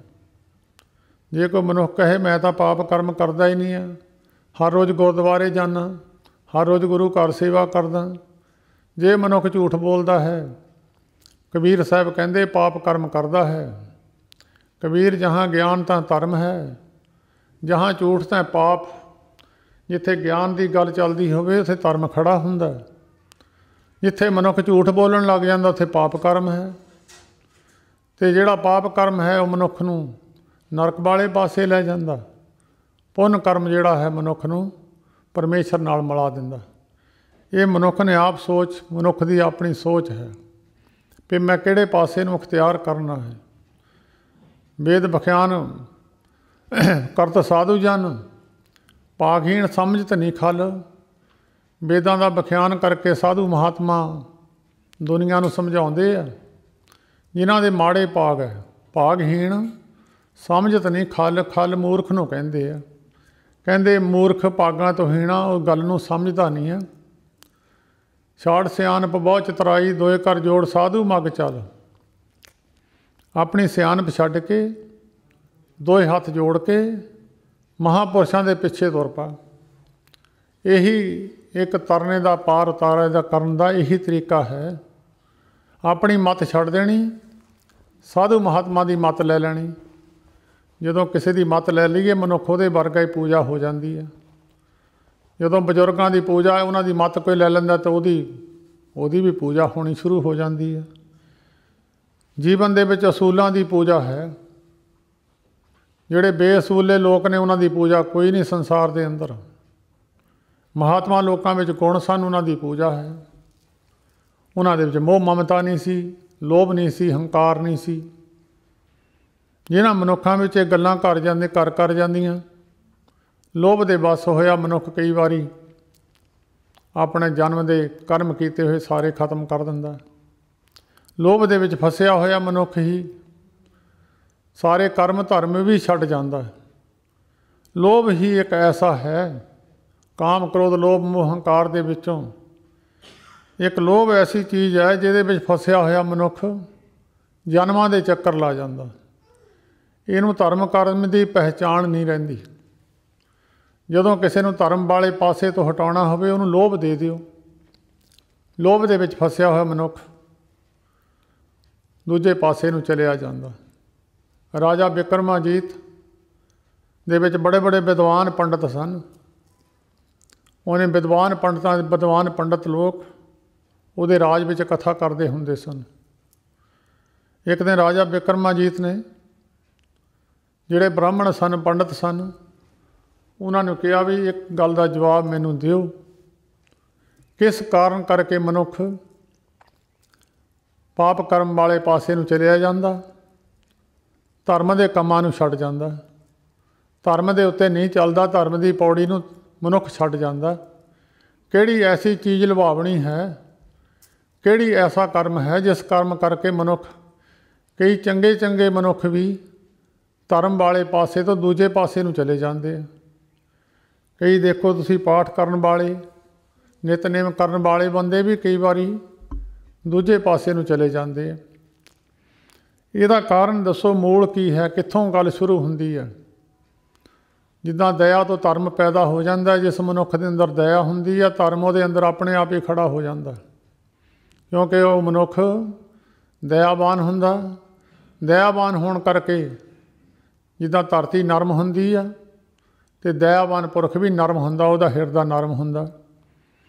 दयावान मनुख दूसरे दुख नूं देख के पंघर जांदा। इस तरह दयावान मनुख जिद्दां नरम धरती दे विच तीर मारीए खुभ जांदा, इस तरह महात्मा पुरखां दे बचन दयावान पुरखां दे अंदर तीर मांगर लग जाते हैं। जिहड़े कठोर है हिरदे वाले, जिन्हां दा मन करड़ा है, उन्हां दे विच बचन महापुरुषां दा लगदा नहीं है। सुणदे रहणगे पर अंदर असर नहीं करता। राजा विक्रमाजीत ने कहा भाई इहदा जवाब दिओ। चलो तुहानूं थोड़ा समा दे दिंने, जे समय अंदर तुसीं जवाब ना दिता तुहाडी ये जिहड़ी राज दरबार के अंदर तुसीं धर्म की कथा करते हो तुहानूं जवाब दिता जाएगा, तुहानूं अपनी नौकरी तो हटा दिता जाएगा। जिहड़ा बड़ा पंडित सी, ब्राह्मण सी, विद्वान सी, उन्हें कहा जी कुछ दिन का सानूं समा दिता जाए। तकरीबन कोई 8 दिन का समा उन्हें लिया। 8 दिन का समा लैके राजा बिक्रमाजीत ने इस गल का जवाब लेना सी उहदे कोलों। किहड़ा कारण है, किस कर्म करके मनुख धर्म नूं छड्ड जांदा, धर्म की पौड़ी तो डिग जांदा। वो फिर घुमदा घुमदा बड़ी उन ग्रंथां की खोज की। कुदरती गल है, कईयां दा पिछला कर्म हुंदा, उन्हां दे अंदरों हिरदे दे उत्तों ज्ञान पैदा हो जाता। जिन्हां दे हिरदे तो ज्ञान नहीं है, वो पढ़ लेंदे आ, वेदां चों ग्रंथां विचों पढ़ के ज्ञान की प्राप्ति कर लेंदे। कईयां नूं महात्मा लोकां कोल जाके ज्ञान की प्राप्ति हो जाती है। फिर ग्रंथ पढ़न की जरूरत नहीं है, ग्रंथां विचों लभना पऊगा। एक किसी कोल चीज़ बाहर पई है, समुंदर दे विचों हीरे मोती या लभणे होण तां मनुख नूं मेहनत करनी पैनी है। किसी महात्मा ने कढ़े होए उहदे कोल जाके वैसे ही मिल जाने। कोई महात्मा समुंदर के कंढे रहिंदा, उहदे कोल तां वैसे ही होणगे, उहदे तो वैसे ही मिल जाने। उत्थे मेहनत नहीं करनी पैंदी। इस तरह महात्मा लोगों कोलों कई ज्ञान प्राप्त जिहड़े दुनिया में किसी गल का जवाब ना आवे, वो महापुरुषों तो उहदा फल जवाब मिल जाता। गुरु ग्रंथ साहिब जी की किसी पंक्ति की समझ ना लगनी तो उन्होंने सेवक संत महाराज जी हरखों वालियां दे उन्होंने तो पुछया करते सी। वो फिर गुरु ग्रंथ साहिब जी की बाणी का अर्थ समझा दिया करते सन। इस तरह महात्मा पुरखों की संगत हो जाए तो सहजे ही गल बन जाती है। जे ग्रंथों विचों ज्ञान लभना हो तो फिर बहुत मुश्किल गल है, जां फिर पढ़ के ज्ञान लेना हो जन्म लग जाते। वो फिर हर रोज़ जिहड़ा मनुख चिंता विच होवे एकांत पालदा, एकांत में चले जाना, सोचते रहना, ग्रंथां नूं पालदे रहना। एक दिन वो ब्राह्मण आउंदा सी, तुरिया आउंदियां आउंदियां एक दिन जंगल दे विचों गर्मी का मौसम सी, एक दरख्त की ठंडी छां देख के उत्थे बैठ गया। मनुख के चेहरे तो उदासी का भी पता लग जाता तो खुशी का भी पता लग जाता। उहदे चेहरे के हाव भाव देख के मनुख का पता लग जाता उदास है जां खुश है। हले बैठिया थोड़ा समा होया, एक उत्थे आ जिहड़ी भेडां चारन वाला वो भी भेडां चारदा चारदा दरख्त के थल्ले आके बह गया। गल्लां करन लग गए। आ जिहड़ी पुछण लग्या तू बड़ा उदास है।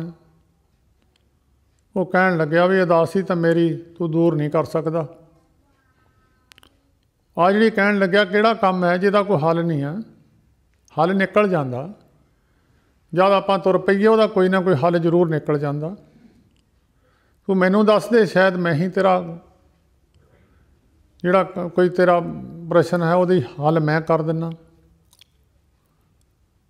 गल्लां बातां करदियां करदियां जदों मनुख दुखी हुंदा है, वो भालदा कितों मैनू आसरा मिल जावे।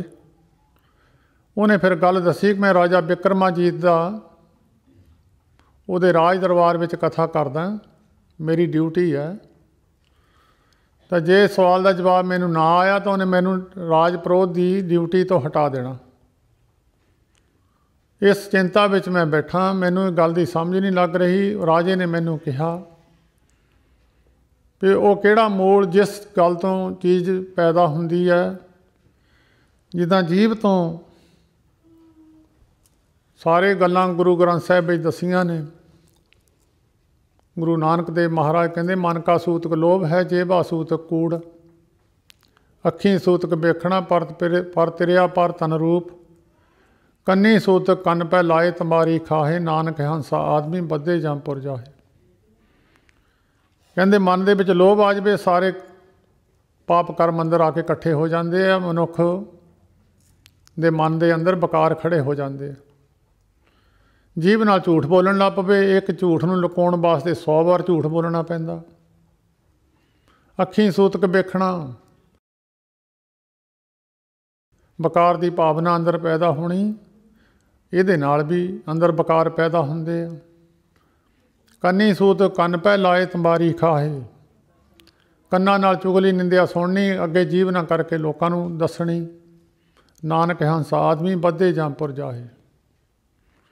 जदों राजे बिक्रमाजीत दे प्रोत ने उस आजड़ी नूं दस्सिया, वो आजड़ी किसी महापुरखां दा संगी सी, महात्मा की संगत करदा सी। महात्मा की संगत करन वाले महात्मा की संगत करन दे नाल बहुता मेहनत नहीं करनी पैंदी, उन्हां दी संगत दे विचों बहुत वैसे ही लाभ प्राप्त हो जाता। साध के संग नहीं कछकाल, दर्शन पेटत होत निहाल। उन्हां दे जन्म लगे हुंदे आ, उन्हां दे कोल बहण ना तजर्बे बहुते जिज्ञासू नूं वैसे ही हो जाते हैं। वो कहण लगा फिर जे तैनूं फिर ना जवाब आया, वो कहंदा जी फिर मैं अपने सुख जिहड़े परिवार नूं मैं धन दौलत चाहिदी है, मैनूं मिलनी नहीं, बाकी मान सत्कार भी मेरा होना नहीं है। वो आ जिहड़ी कहण लग्या मेरे कोल एक पारस की वट्टी है। पारस देखिया तो किसी ने नहीं, तुसीं सारे सियाणे हो। ये एक तरह का पत्थर हुंदा, खास पत्थर, 8 धातां दे नाल छो जावे उहनूं सोने का रूप बना दिंदा। चांदी नूं सोने का रूप नहीं बनाउंदा ये, बाकी तांबा लोहा होर जिहड़ियां 8 धातां ने उन्हां नूं सोना का रूप बना दिंदा। ये बाबा भगत रविदास जी नूं दे गया सी कोई, तो मुड़ के बाबा जी कहंदे भाई जिथे रखिया लै जा। दुनिया में शायद ही किसी कोल होवे पत्थर, महात्मा की दृष्टि में तो ये पत्थर है, पर होर किसी नूं पता नहीं इस पत्थर का। महात्मा नूं पता है, जिथे जिथे किते पत्थर है पारस का, उन्होंने पता पहचान है। ये पहाड़ों विचों लभदा पारस।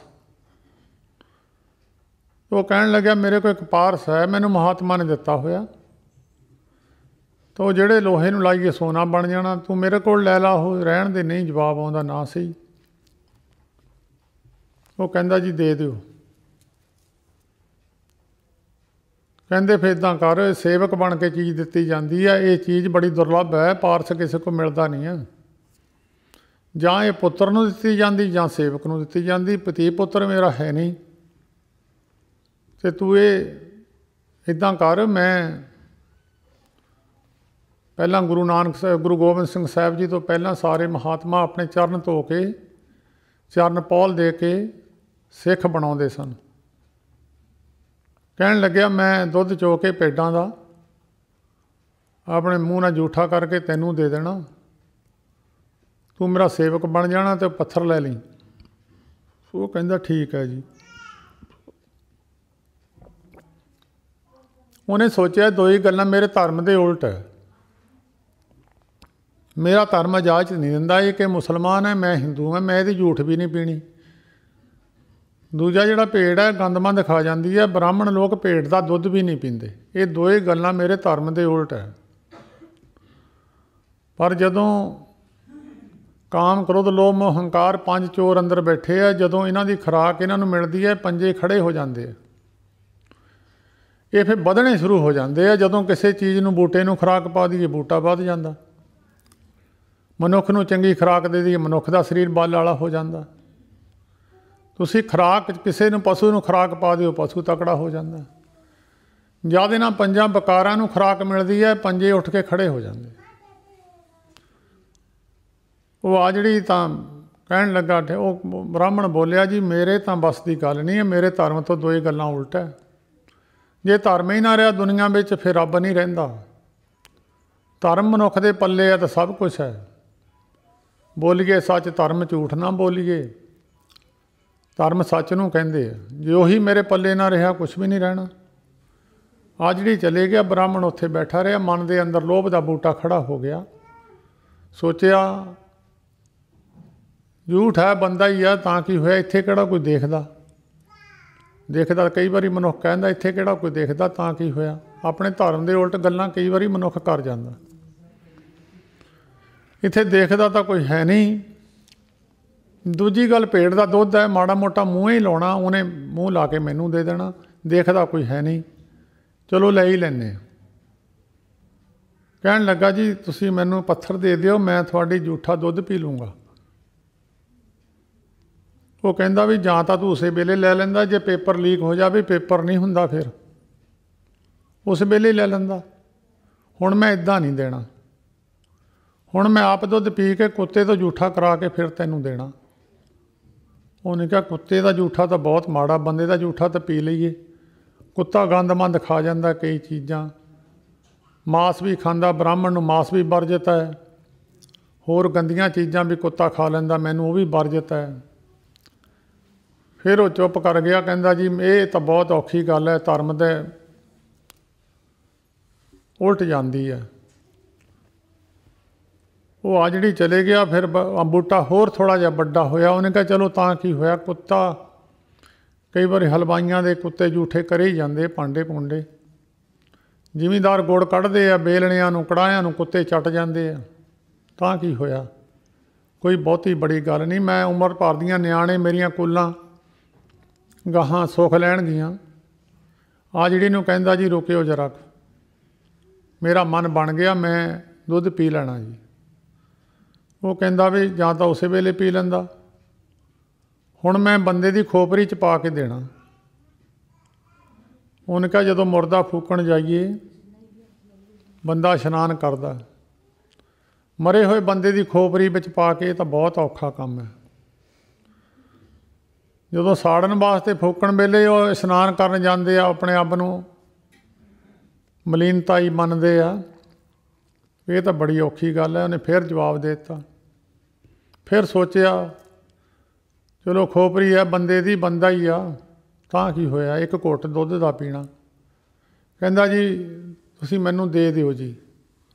पहलां तां रुक गया, फिर कहंदा जी थोड़े चिर बाद गया, वो कहंदा भी हुण तां नहीं, जां तां उस वेले तूं कह दिंदा, हुण मैं बंदे दी खोपरी च पा के तां भेड़ दियां मींगणां मैं विच मिठे दी जगह ते तैनूं खोर के देणियां। वो हुण सोच लिया, उन्हें कहा जदों मैं आउणा गल वध जांदी। कहंदा जी मैनूं मंजूर है, तुसीं जिद्दां मर्जी दे दिओ।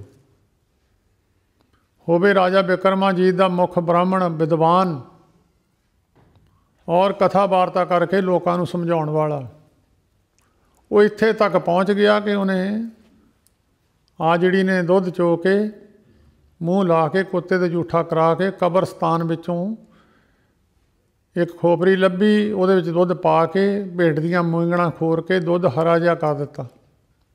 कहंदा लो जी। वो ब्राह्मण लैके जो पैरां पर बैठ के खोपरी लैके मूँह नूं लाउण लग्या, उस आ जिहड़ी ने उहदी बांह फड़ लई।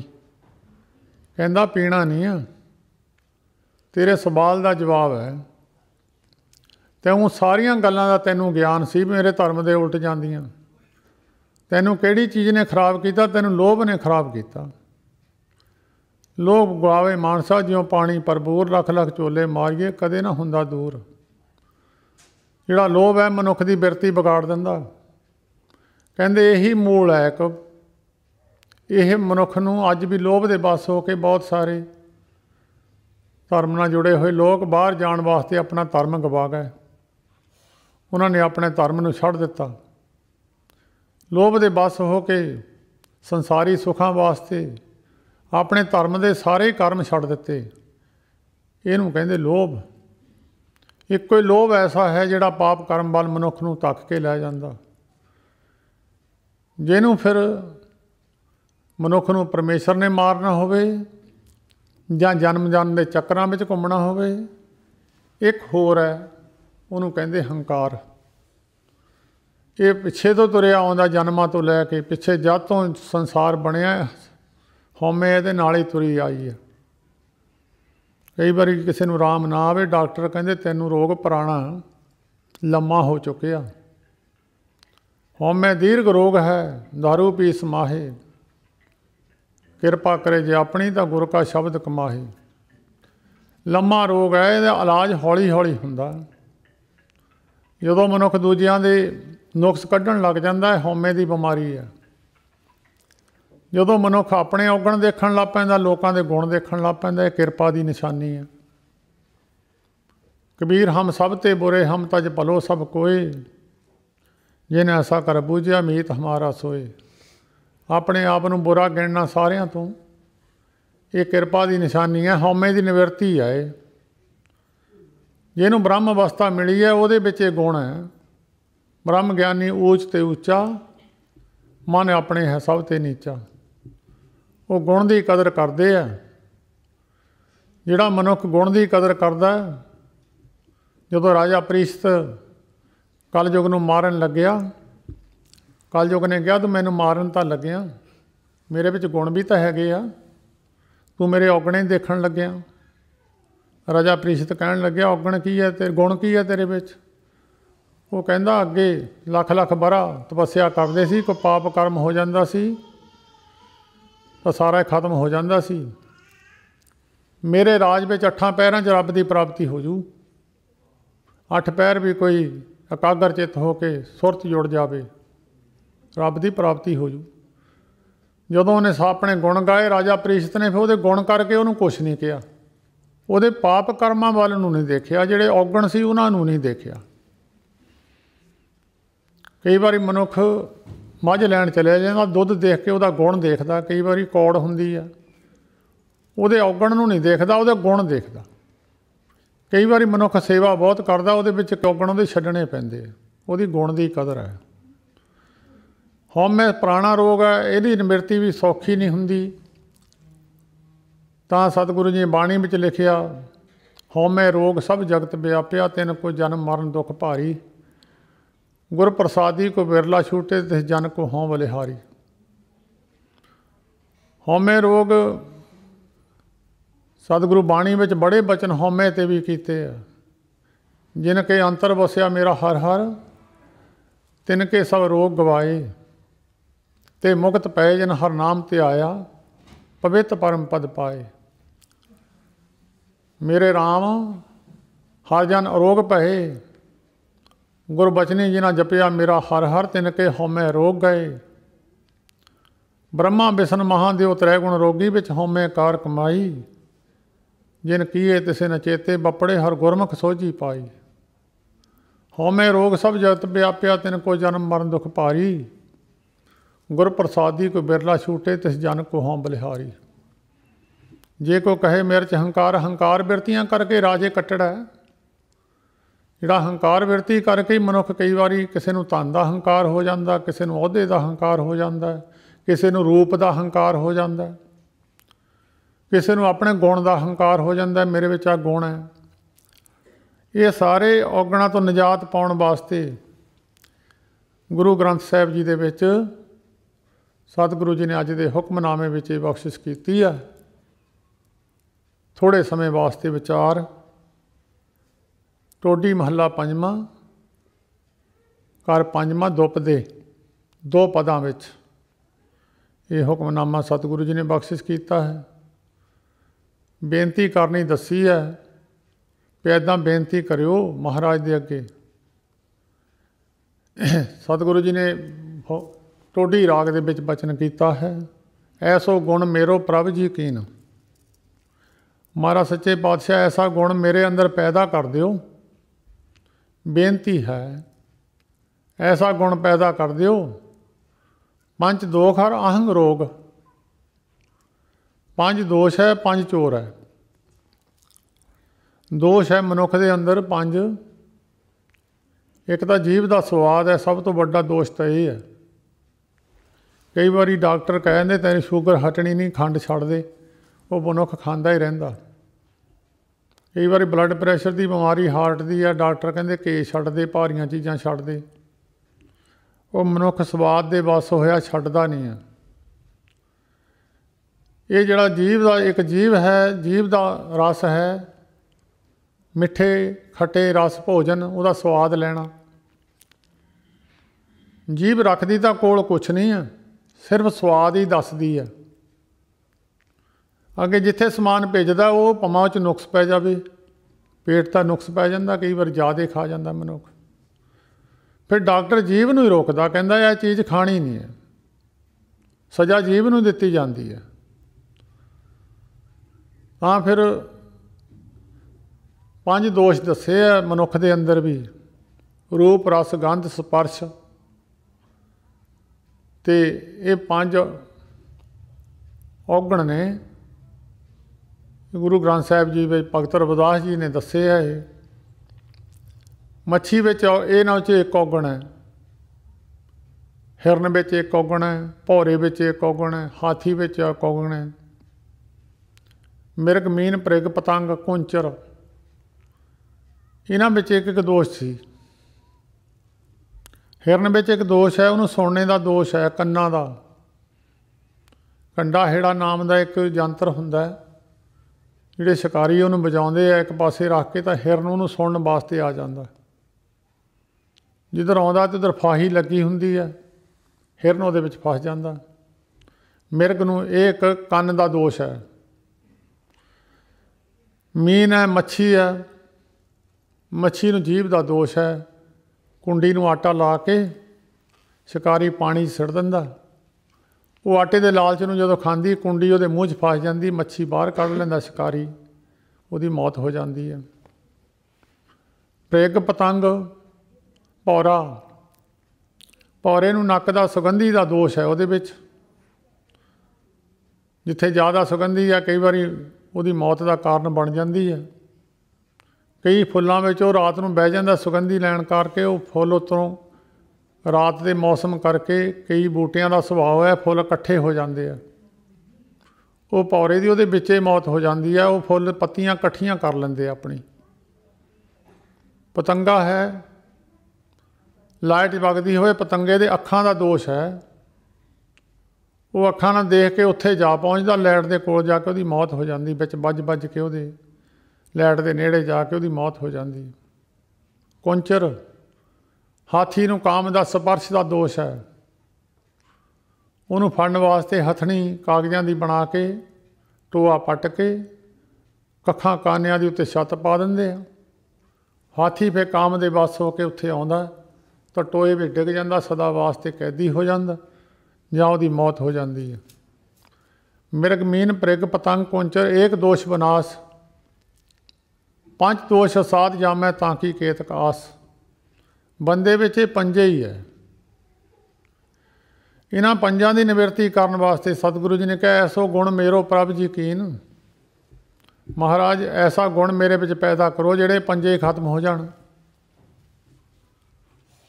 ਉਹਨਾਂ ਦੇ ਉੱਤੇ ਸਭ ਤੋਂ ਵੱਡਾ ਗੁਣ ਹੈ ਪਰਮੇਸ਼ਰ ਦਾ ਨਾਮ ਜਪਣ ਵਾਲੇ ਗੁਰਮੁਖਾਂ ਵਿੱਚ ਜਿੱਦਾਂ ਜਿੱਦਾਂ ਨਾਮ ਨਾਲ ਸੁਰਤੀ ਜੁੜਦੀ ਹੈ, ਪੰਜਾਂ 'ਤੇ ਕਾਬੂ ਪੈ ਜਾਂਦਾ। ਇੱਕ ਪਰਮੇਸ਼ਰ ਦਾ ਨਾਮ ਦੀ ਮਿਠਾਸ ਆਉਣ ਲੱਗ ਜਾਵੇ, ਸੰਸਾਰ ਦੇ ਪਦਾਰਥਾਂ ਦੀ ਮਿਠਾਸ ਫਿਰ ਉਹ ਲੈਣ ਹੀ ਚਾਹੁੰਦਾ ਨਹੀਂ ਹੈ, ਰੋਗ ਖਤਮ ਹੋ ਜਾਂਦਾ। ਬਾਣੀ ਵਿੱਚ ਸਤਿਗੁਰੂ ਜੀ ਨੇ ਲਿਖਿਆ ਹੈ, ਸੰਤ ਸੰਗ ਅੰਤਰ ਪ੍ਰਭ ਡੀਠਾ, ਨਾਮ ਪ੍ਰਭੂ ਕਾ ਲਾਗਾ ਮੀਠਾ। ਜੇ ਇਹਨੂੰ ਕੋਈ ਚੀਜ਼ ਮਿੱਠੀ ਲੱਗ ਜਾਂਦੀ, ਉਹ ਫਿਰ ਛੱਡਦਾ ਨਹੀਂ ਹੈ। ਜੇ ਇਹਨੂੰ ਨਾਮ ਮਿੱਠਾ ਲੱਗ ਗਿਆ, ਉਹਨੂੰ ਹੋਰ ਸਵਾਦ ਸਾਦੇ ਖਾਨ ਪਾਨ ਮੀਠ ਰਸ ਭੋਜਨ, ਅੰਤ ਕੀ ਵਾਰ ਹੋਤ ਕਤ ਖਾਰੀ। ਸਭੇ ਵਸਤੂ ਕੌੜੀਆਂ, ਸੱਚੇ ਨਾਉ ਮਿੱਠਾ, ਸਾਧ ਆਇਆ ਤਿਨ ਹਰ ਜਨਾ ਚਖ ਸਾਧੀ ਨਿੱਠਾ। ਜਦੋਂ ਮਨੁੱਖ ਨੂੰ ਕੋਈ ਚੰਗੀ ਚੀਜ਼ ਮਿਲ ਜਾਂਦੀ, ਉਹ ਮਾੜੀ ਛੱਡ ਦਿੰਦਾ। ਉਹ ਜਦੋਂ ਪਰਮੇਸ਼ਰ ਦੇ ਨਾਮ ਦਾ ਸਵਾਦ ਹੋ ਜਾਂਦਾ, ਬਾਕੀ ਸਵਾਦ ਸਾਰੇ ਥੱਲੇ ਰਹਿ ਜਾਂਦੇ ਆ। ਮਹਾਤਮਾ ਲੋਕ ਫਿਰ ਸਵਾਦਾਂ ਵਿੱਚ ਨਹੀਂ ਪੈਂਦੇ। ਸੰਤ ਮਹਾਰਾਜ ਜੀ ਹਰਖੋ ਵਾਲੀਏ ਕਈ ਵਾਰੀ ਅਲੂਣਾ ਹੀ ਸਾਗ ਵਿੱਚ ਅਲਣ ਵੀ ਨਹੀਂ ਪਾਉਣਾ, ਬੂਟੀਆਂ ਉਬਾਲ ਕੇ ਖਾ ਲੈਣੀਆਂ। ਪੇਟ ਨੂੰ ਆਹਾਰ ਦੇਣਾ, ਜੀਭ ਦਾ ਸਵਾਦ ਪੱਕ ਗਿਆ, ਉਹਨਾਂ ਨੂੰ ਕੋਈ ਇੰਨਾ ਮਤਲਬ ਨਹੀਂ ਹੈ। ਜਿਹਦਾ ਦੋਸ਼ ਹੈ, ਗੁਰੂ ਨਾਨਕ ਦੇਵ ਮਹਾਰਾਜ ਕੋੜੀਆਂ ਕੋਲ ਵੀ ਗਏ, ਜਿੱਥੇ ਦਿਨ ਨੂੰ ਬੰਦਾ ਨਹੀਂ ਜਾਂਦਾ ਸੀ, ਉੱਥੇ ਰਾਤ ਨੂੰ ਗਏ ਆ। ਉਹਦੇ ਕੋਲ ਦੁਰਗੰਧੀ ਆਉਂਦੀ ਸੀ, ਉਹਦਾ ਭਲਾ ਕਰਨ ਵਾਸਤੇ ਹੇਮੇ ਕੋੜੀ ਦੀ ਛਪਰੀ ਵਿੱਚ ਗਏ। ਮਹਾਤਮਾ ਲੋਕਾਂ ਵਿੱਚ ਇਹ ਗੁਣ ਔਗਣ ਨਹੀਂ ਹੁੰਦੇ, ਬਾਕੀ ਸੰਸਾਰ ਦੇ ਲੋਕਾਂ ਵਿੱਚ ਹੁੰਦੇ ਆ। ਜੇ ਇਹਨੂੰ ਅੰਦਰੋਂ ਫੋਟੋ ਦਿਸਣ ਲੱਗ ਜਾਂਦੀ, ਉਹ ਫਿਰ ਬਾਹਰਲੀ ਦੇਖਦਾ ਨਹੀਂ। ਫਿਰ ਅੱਖਾਂ ਉਹ ਬਾਹਰ ਨੂੰ ਦੁਨੀਆ ਨੂੰ ਨਹੀਂ ਦੇਖਦੀਆਂ, ਅੱਖਾਂ ਅੰਦਰੋਂ ਦੇਖਣ ਲੱਗ ਜਾਂਦੀਆਂ, ਕਿਉਂਕਿ ਸਾਰਾ ਸੰਸਾਰ ਅੰਦਰ ਹੈ। ਜੋ ਸੰਸਾਰ ਤੁਸੀਂ ਬਾਹਰ ਦੇਖਦੇ ਹੋ, ਇੱਕ ਛੋਟੇ ਰੂਪ ਵਿੱਚ ਇੱਕ ਛੋਟਾ ਜਿਹਾ ਮਾਡਲ ਬਣਾ ਕੇ ਰੱਖ ਦਿੰਦੇ ਆ। ਉਹ ਸਥਾਨ ਦਾ ਕਿਸੇ ਦਾ ਨਕਸ਼ਾ ਹੁੰਦਾ, ਛੋਟਾ ਜਿਹਾ ਬਣਾ ਕੇ ਰੱਖ ਦਿੰਦੇ ਆ। ਜੋ ਛੋਟੇ ਤੋਂ ਸਾਰਾ ਕੁਝ ਦੇਖ ਲੈਣਾ, ਵੱਡੇ ਨੂੰ ਦੇਖਣਾ ਹੋਵੇ ਬਹੁਤ ਟਾਈਮ ਲੱਗਦਾ। ਫਿਰ ਉਹ ਮਹਾਤਮਾ ਲੋਕ ਫਿਰ ਅੰਦਰ ਦੇਖਣ ਲੱਗ ਪੈਂਦੇ। ਜਿਨ੍ਹਾਂ ਨੂੰ ਅੰਦਰ ਨਕਸ਼ਾ ਦਿਸਣ ਲੱਗ ਜਾਂਦਾ, ਫਾਰੋਂ ਦੇਖਣੋਂ ਹਟ ਜਾਂਦੇ। ਫਿਰ ਅੱਖਾਂ ਦਾ ਵਿਸ਼ਾ ਤਾਂ ਆਪੇ ਹੀ ਹਟ ਗਿਆ, ਉਹਨਾਂ ਨੂੰ ਅੰਦਰੇ ਸਾਰਾ ਕੁਝ ਦਿਸਣ ਲੱਗ ਗਿਆ ਬੈਠਿਆਂ ਨੂੰ। ਇਹ ਪੰਜਾਂ ਦੋਸ਼ਾਂ ਦੀ ਨਿਵਰਤੀ ਵਾਸਤੇ ਗੁਰੂ ਅਰਜਨ ਦੇਵ ਮਹਾਰਾਜ ਕਹਿੰਦੇ, ਮਹਾਰਾਜ ਐਸਾ ਗੁਣ ਪੈਦਾ ਕਰ ਦਿਓ ਜਿਹਦੇ ਨਾਲ ਇਹ ਪੰਜੇ ਦੋਸ਼ ਨਿਵਰਤ ਹੋ ਜਾਣ। ਪੰਜ ਦੋਖ ਔਰ ਅਹੰਗ ਰੋਗ। ਅਹੰਗ ਰੋਗ ਹੁੰਦਾ ਹਉਮੈ, ਹੰਕਾਰ, तन ते सगल दूर कीन, बंधन तोर शोर बिख्या ते गुर को शब्द मेरा ही रह दीन। बंधना तो मुक्त करन वास्ते ये बंधना विच मनुख पिया, बंधन तोर शोर बिख्या ते ये बंधना विच पिया होया मनुख। महाराज सच्चे पातशाह इको ही तरीका है, गुर का शब्द मैंने अंदर बस जावे, यदी बख्शिश कर दिओ। गुर के शब्द नूं फिर महात्मा लोग जग्यासी नूं गुरु का शब्द दिंदे आ। जदों मनुख बार बार उन्हें जपण लग जाता, सिमर सिमर नाम बारंबार, हौली हौली मनुख के अंदर बसन लग जाता। जीभ ते कोई चीज़ रख दिओ, उन्होंने जो खांदियां खांदियां उहदी किरिया पूरी हो जाती है। वो पदार्थ नूं कहना नहीं पैंदा, अंदर नूं चले जाओ आपे ही चले जाता। जब जीव ना मनुख नाम जपण लगदा, हौली हौली जब उहदी किरिया पूरी हो जाती, अंदर हिरदे में चले जाता। वो कभी किसी ने रोटी नूं कहा भी अंदर नूं धक्कनी पैंदी है भी जा चले जा, जब उहदी किरिया जीव ने दंदां ने पूरी कर दी, आपे ही चली गई अंदर। इदां ही गुरु का शब्द जदों मनुख बार बार रटन करन लग जाता, वो जदों अंदर हिरदे में जगह बस जाती है, वो बाकी चीज़ां अपने आप ही उत्थों उठ खड़दियां। कोई मनुख संतोखी होवे, लोभ नूं उत्थों कड्ढना थोड़ो पैंदा, लोभ आपे चल जाता। ਉਹਦਾ ਵਿਰੋਧੀ ਲਿਆ ਕੇ ਬਹਾਲ ਦਿਓ, ਜਾਂ ਹਉਮੈ ਨੂੰ ਕਿਸੇ ਨੂੰ ਕੱਢਣਾ ਉਹ ਨਿਮਰਤਾ ਲਿਆ ਕੇ ਬਹਾਲ ਦਿਓ। ਨਿਮਰਤਾ ਲਿਆਂਦੀ ਤਾਂ ਹਉਮੈ ਆਪੇ ਚਲੇ ਗਈ। ਨਾਮ ਨੂੰ ਲਿਆ ਕੇ ਬਹਾਲ ਦਿਓ। ਨਾਮ ਦਾ ਹਉਮੈ ਦਾ ਤਿੱਖਾ ਵਿਰੋਧ ਹੈ। ਜਦੋਂ ਕਿਸੇ ਦੁਸ਼ਮਣ ਨੂੰ ਮਾਰਨਾ ਹੋਵੇ ਉਹਦਾ ਵਿਰੋਧੀ ਲੈ ਆਈਦਾ, ਉਹਨੂੰ ਆਪੇ ਕੱਢ ਦਿੰਦਾ। ਉਹ ਸੰਤੋਖ ਨੂੰ ਲੈ ਆਂਦਾ, ਲੋਭ ਆਪੇ ਚਲੇ ਗਿਆ। ਇਸੇ ਤਰ੍ਹਾਂ ਭਾਈ ਨਿਮਰਤਾ ਲੈ ਆਂਦੀ, ਗੁਰੂ ਦਾ ਸ਼ਬਦ ਹਿਰਦੇ ਅੰਦਰ ਤਾਰਨ ਹੋ ਗਿਆ ਤਾਂ ਅੰਦਰੋਂ ਹਉਮੈ ਆਪੇ ਨਿਕਲ ਗਈ। ਗੁਰ ਕੋ ਸ਼ਬਦ ਮੇਰੇ ਹੀਰੇ ਦੀਨ, रूप अनरूप मोरो कछ न विचारियो, प्रेम गहो मोहे हर रंग पीन। रूप अनरूप, सुंदर जां करूप, परमेश्वर ने करूप नहीं देखा। तारी ले गन का बिन रूप कुबजा, ब्याह अजा मल तारी ले। कुबजा जिहड़ी उहनूं कुब पिया होया सी और सुंदर भी नहीं सी। कंस दे रोज़ लाउण जांदी हुंदी सी तिलक, उहनूं फुੱਲ लैके जांदी सी। भगवान कृष्ण महाराज ने ऐसी किरपा की, वो कुबी कुबजा नूं उहदा रूप नहीं देखा उन्होंने, जिते किरपा की जिहदे अंदर प्रेम सीगा। उहनूं महाराज ने गुरु ग्रंथ साहिब विच उहदा नाम आया है, तारी ले गन का बिन रूप कुबजा, ब्याद अजामल तारी ले। प्रेम देख के महाराज ने भीलनी का रूप नहीं देखा, उसकी शक्ल नहीं देखी। शक्ल इन्नी करूप सी कि वह आदमी उन्होंने देख के ब्याह तो बाद छड्ड गया सी। शक्ल ही बहुत भैड़ी सी। परमेश्वर ने वह रूप नहीं विचारिया। ਉਹਦੇ झूठे वीर, कोई सुंदर स्वरूप होवे ਉਹਦਾ तो झूठ बंदा खाण नूं भी जी करदा, जे बहुत भैड़ी शक्ल होवे ਉਹਦੀ झूठ खाणी। राम जी महाराज ने विचारिया नहीं, ਉਹਦੀ झूठ खा गए। रूप अनरूप मोरो कछ न विचारियो, प्रेम गहो मोहे हर रंग पीन। इदां महाराज किरपा कर दिओ, तुहाडा शब्द अंदर आ जावे। तुसीं तां फिर रूप अनरूप विचारदे नहीं आ, ये किरपा कर दिओ। ऐसी बेनती करया करो। प्रेम गहो मोहे हर रंग पीन, पेख्यो लालन पाट बीच खोए, अंध चिता हरखे पतीन। तिसी को ग्रह सोई प्रभ नानक, सो ठाकर तिसी ही को तीन। सतगुरु जी किरपा करन, बेनती करया करो। बेनती करन दा तरीका दसिया बाणी दे अंदर। औगण दसे है, यह औगण है, गुण है। गुणां नूं ग्रहण करना, हौली हौली गुण इकट्ठे करते रहिए। जिस बंदे ज़्यादा गुण होंदे उहदी ज़्यादा कीमत हुंदी है। जिस पशु ज़्यादा गुण है उहदी ज़्यादा कीमत है। कई मनुखां 'च गुण है, उन्हां दी कीमत है, लोग सत्कार करते उन्हां दा। जिन्हां 'च औगण है लोग उन्हां नूं माड़ा गिणदे। गुणां दी कदर है। महात्मा लोकां विच गुणां दी कदर सी। उन्हां विच ना हौमੈ सी, ना लोभ सी, ना मोह ममता सी, ना उन्हां 'च हंकार सी। दुनिया ने उन्हां दी पूजा कीती है। जिन्हां अंदर औगण है, हौमੈ भरी हुई है, लोभी है, दुनिया उन्होंने चंगा गिणदी है। ਇਹ ਚੋਰਾਂ ਨੂੰ ਕੋਈ ਚੰਗਾ ਗਿਣਦਾ, ਲੀਡਰਾਂ ਨੂੰ ਕੋਈ ਚੰਗਾ ਗਿਣਦਾ। ਆਪਣੇ ਕੰਮ ਕਰਾਉਣ ਨੂੰ ਜਾਂਦੇ ਪਰ ਮਗਰੋਂ ਤਾਂ ਉਹਨਾਂ ਨੂੰ ਚੋਰ ਹੀ ਕਹਿੰਦੇ ਆ। ਉਹਨਾਂ ਦਾ ਕੋਈ ਸਤਿਕਾਰ ਤਾਂ ਨਹੀਂ ਹੈ ਦੁਨੀਆ ਦੇ ਅੰਦਰ। ਇਸ ਕਰਕੇ ਗੁਣਾਂ ਦੀ ਕਦਰ ਹੈ ਸੰਸਾਰ ਦੇ ਅੰਦਰ। ਉਹਨਾਂ ਗੁਣਾਂ ਨੂੰ ਅੰਦਰ ਵਸਾਉਣਾ ਹੋਵੇ, ਸਤਿਗੁਰੂ ਜੀ ਨੇ ਕਿਹਾ ਬੇਨਤੀ ਕਰੋ ਮਹਾਰਾਜ ਗੁਰੂ ਦਾ ਸ਼ਬਦ ਮੇਰੇ ਹਿਰਦੇ ਦੇ ਅੰਦਰ, ਇਹਨੂੰ ਵਸਾਉਣ ਦੀ ਸ਼ਕਤੀ ਬਖਸ਼ ਦਿਓ। ਗੁਰੂ ਦਾ ਸ਼ਬਦ ਮੇਰੇ ਅੰਦਰ ਵਸ ਜਾਵੇ, ਇਹ ਸਾਰੇ ਔਗਣ ਆਪਣੇ ਆਪ ਹੀ ਉੱਠ ਜਾਣਗੇ। ਕਿਸੇ ਅੰਦਰੋਂ ਹਨੇਰਾ ਦੂਰ ਕਰਨਾ ਹੋਵੇ, ਧੁੱਪ ਨੂੰ ਉਹਨੇ ਮਾੜਾ ਜਿਹਾ ਸੁਰਾਖ ਕਰ ਦਿਓ, ਧੁੱਪ ਅੰਦਰ ਆ ਜਾਂਦੀ, ਹਨੇਰਾ ਹਟ ਜਾਂਦਾ। ਵਿਰੋਧੀ ਲਿਆ ਕੇ ਬਹਾਲ ਦਿਓ। ਹਉਮੈ ਦਾ ਵਿਰੋਧੀ ਨਾਮ ਹੈ। ਹਉਮੈ ਨਾਵੇ ਨਾਲ ਵਿਰੋਧ ਹੈ, ਦੋਏ ਨਾ ਬਸੇ ਇੱਕ ਠਾਏ। ਇਹ ਦੋਏ ਇੱਕ ਜਗ੍ਹਾ ਇਕੱਠੇ ਬਹਿੰਦੇ ਨਹੀਂ, ਇੱਕ ਨੇ ਬਹਿਣਾ। ਇੱਕ ਨੂੰ ਲਿਆ ਦੂਆ ਨੱਠ ਜਾਣਾ। ਫਸਲ ਭਾਰੀ ਹੋ ਜਾਵੇ ਤਾਂ ਪੱਠੇ ਮਰ ਜਾਂਦੇ, ਪੱਠੇ ਭਾਰੇ ਹੋ ਜਾਣ ਫਸਲ ਮਾਰ ਦਿੰਦੇ। ਇਹਦੇ ਸ਼ਬਦ ਦੀ ਕਮਾਈ ਹੋ ਜਾਵੇ, ਉਹ ਦੂਜੇ ਨੱਠ ਜਾਣੇ ਆ। ਜੇ ਸ਼ਬਦ ਦੀ ਕਮਾਈ ਘੱਟ ਹੈ ਤਾਂ ਦੂਜੇ ਭਾਰੂ ਹੋ ਜਾਣੇ। ਪੰਜੇ ਹੀ ਦੋਸ਼ ਜਿਹੜੇ ਆ, 5 ਚੋਰ ਹੈ, 5 ਦੋਸ਼ ਹੈ, ਇਹ 10 ਹੈ। ਤੇ ਗੁਰੂ ਗ੍ਰੰਥ ਸਾਹਿਬ 'ਚ ਲਿਖਿਆ ਪੰਜ ਪਖਾਦੀ ਏਕ ਗਰੀਬਾ ਰਾਖੋ ਰਾਖਣ ਹਾਰੇ, ਖੇਤ ਕਰੇ ਔਰ ਬਹੁਤ ਸੰਤਾਵੇ ਆਇਓ ਸਰਨ ਤੁਹਾਰੇ।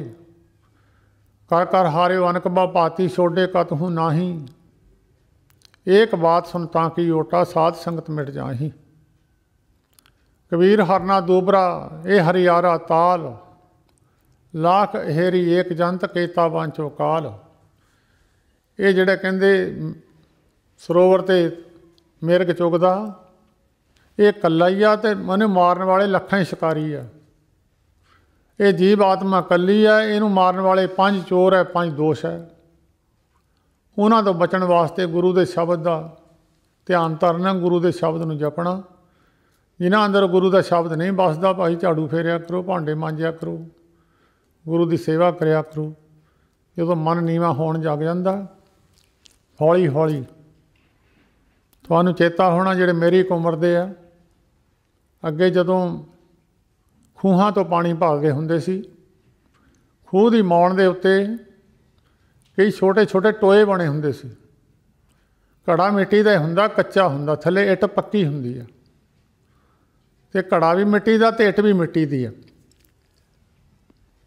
ਘੜੇ ਵਿੱਚ ਜਦੋਂ ਪਾਣੀ ਪਾਈਏ, ਘੜੇ ਦਾ ਥੱਲਾ ਗੋਲ ਹੈ, ਉਹ ਘੜੇ ਨੂੰ ਫੜ ਕੇ ਪਾਣੀ ਪਾਉਣਾ ਪੈਂਦਾ, ਨਹੀਂ ਤਾਂ ਪੈਂਦਾ ਨਹੀਂ। ਉਹ ਹੌਲੀ ਹੌਲੀ ਘੜਾ ਇੱਕ ਥਾਂ ਜਿੱਥੇ ਰੱਖਦੇ ਰਹੀਏ, ਉੱਥੇ ਇੱਟਾਂ ਕੱਸ ਜਾਂਦੀਆਂ, ਉੱਥੇ ਗੋਲ ਟਿਕਾਣਾ ਜਿਹਾ ਟੋਆ ਜਿਹਾ ਬਣ ਜਾਂਦਾ। ਸਮੇਂ ਬਾਅਦ ਉਹ ਫਿਰ ਘੜੇ ਨੂੰ ਫੜਨਾ ਨਹੀਂ ਪੈਂਦਾ, ਉਹ ਘੜਾ ਉੱਥੇ ਰੱਖ ਦਈਏ ਤਾਂ ਪਾਣੀ ਉੱਦਾਂ ਹੀ ਪਾ ਦਈਦਾ।